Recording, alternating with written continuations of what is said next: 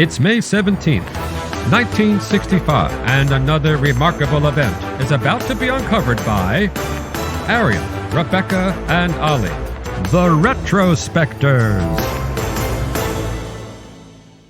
According to the findings of the FBI, the only problematic thing about the lyrics of the song Louie Louie as sung by the 1960s rock band the Kingsmen was not that they were lewd or pornographic, as some members of the public had begun to complain, but simply that they were incomprehensible. That was the official finding of the FBI's more than a year-long investigation, which issued its report on the non-offending song Today in History in 1965.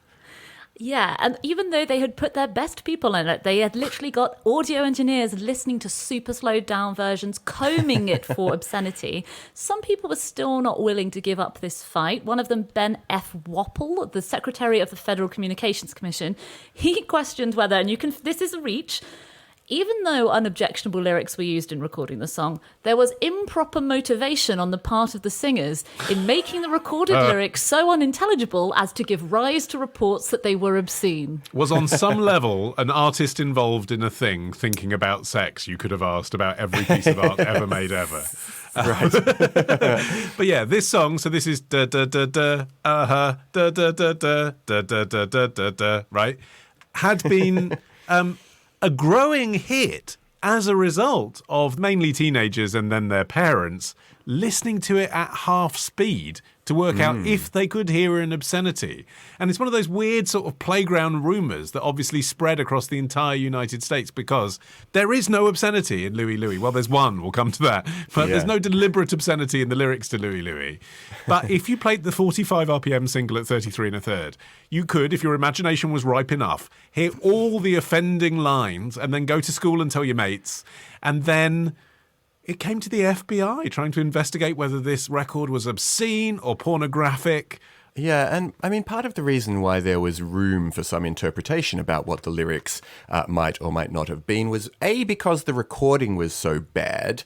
You know, on the day that it was recorded in 1963, the only microphone available to the singer Jack Ellie was located several feet above him, hanging from the ceiling. And he, at the time, was wearing dental braces, and his bandmates, who were all gathered around him, were just playing their instruments really, really loudly. And he was also delivering the lyrics in a relatively sort of garbled, slurry kind of way. In fact, I've read a bunch of different ways that his lyrical delivery was described as slurry snarl, mushy-mouthed, gloriously garbled, legendarily manic, and as a punk squawk, all of which are pretty accurate. And because he's not pronouncing them very well and the recording is quite bad, there was room for people to kind of make up what they thought the lyrics actually were. Yeah, and there are several clues that suggest that they probably weren't scattering the lyrics with obscenities, one of which is the reason that they were actually in the studio in the first place. They were at Northwestern Studios in Portland. They were a Portland-based band, and their manager, who was a DJ called Ken Chase, booked them in specifically to record a demo tape to try and get them a job as the musical act on a summer cruise ship. Not exactly where you decide to go full Sex Pistols, is it? Full filth and porn, yeah.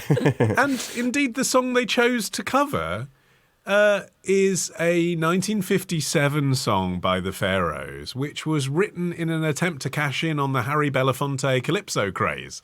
So this was wholesome family entertainment when it was first recorded. It's supposed to be kind of Jamaican patois.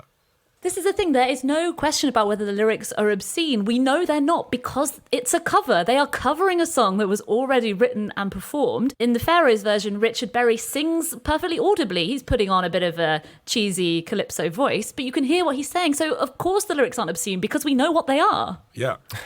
It's funny when you read what the FBI were made to investigate as the potential lyrics that so many parents had begun to write in about. And they do sound exactly like the sorts of things that school kids the world over are making up as the pretend lyrics that make a song filthy. So it's things like, at night at 10, I lay her again, F you girl all the way, or I play with my thing or, the various sort of permutations of that. It's just kind of, it's very schoolyard. But commentators have said that the song became a Rorschach test for dirty minds. People were finding what they thought they could see in it based on what they were thinking themselves.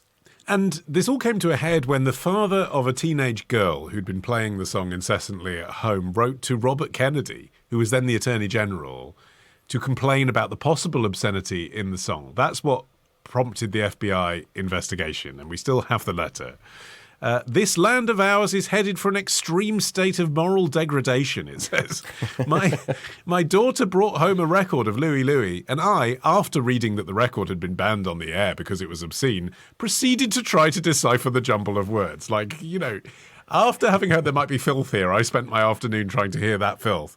The lyrics, it says, are so filthy that I cannot enclose them in this letter.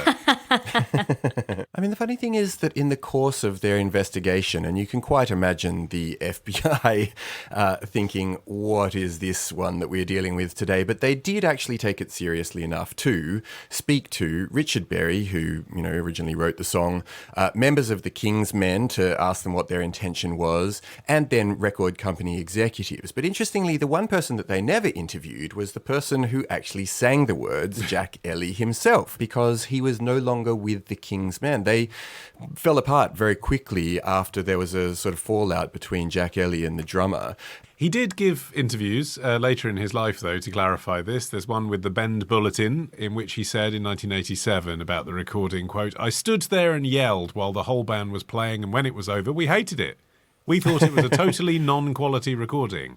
And it's quite interesting because even in the interview with him there, he's depicting this as, like you were saying, amateurish, an accident. It just, they hadn't thought about it, the microphone wasn't wired up, they were standing too close. The reason that it resonated with people, and I think if he was being honest, the reason that the record label did release it is because it sounds really cool. Yeah. It created the 3-chord garage rock sound. It is the DNA you can still hear in the White Stripes or the Strokes. Yeah, I mean, one of the reasons that the band weren't enamored with the recording could be the fact that they had just been playing the song so much already. They'd started playing it in shows and they found that audiences loved dancing to that repetitive 3-chord rhythm.